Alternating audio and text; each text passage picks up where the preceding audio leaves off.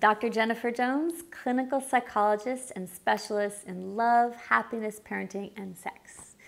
My website is www.drjennifer.com. That's DRJENNIFER.com.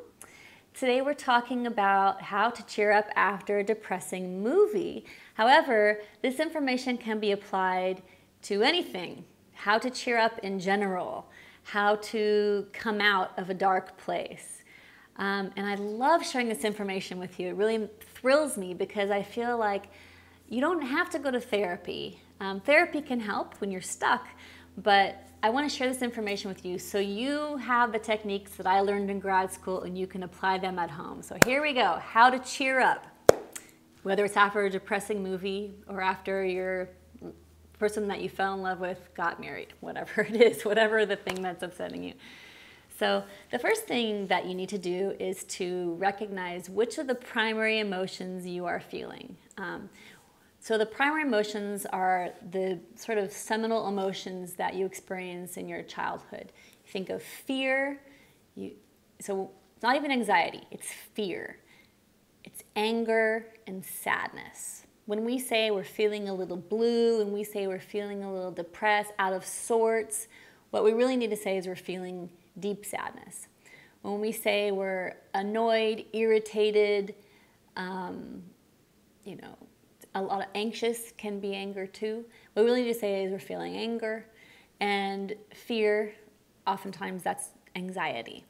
So identify which of the primary emotions that you're feeling. That's the first thing. If you are feeling fear, let's start there. What you need to do is, let's see if you've seen a sad movie and something scared you. Let's say, recently I saw George Clooney's The Descendants, and I thought it was going to be a lot more cheerful than it was. I love George Clooney, I think he did great, but what really spooked me was it left a deep feeling of like this existential crisis in me, as if, gosh, this really does remind me of the fear of death. You know, we're all going to die. We might die tomorrow. We might die in 20 years. We might die in 3 minutes. So what I did with that was I came home and it was heavy. It was a really heavy feeling. I came home and I really sat with it. I sat with that fear. I thought about what would happen if I died tomorrow. I thought about the things, and I really, instead of just brushing it away, I really experienced it. And then it really helped me gain a different perspective and shift out of that. I needed to spend more time with it, so it wasn't an issue of time evaluation, but it was really an issue of acknowledging the deep emotion that I had. With anger, what you need to do is do something physical. So if you're on the 405 and you're in traffic for an hour and a half, what I recommend that you do when you get out of your car is stomp your feet on the ground, stretch, do some twisting, whatever it is.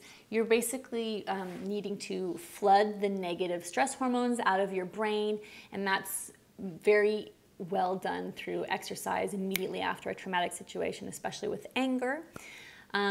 The third one, sadness. If you experience deep sadness in your life through a situation that occurs, I want you to take a minute and not only hold it in the context of what has happened. For example, if you've seen a sad movie, I don't want you just to think about the movie.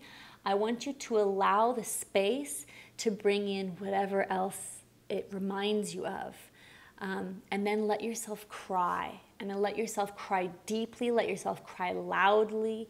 Most people only feel comfortable doing this in private, so I recommend going to a private space and really expelling this sadness from your memory and from your mind. And it's, again, critical to do if you don't want to get locked in a place of sadness, and most Americans call it depression, because it accumulates.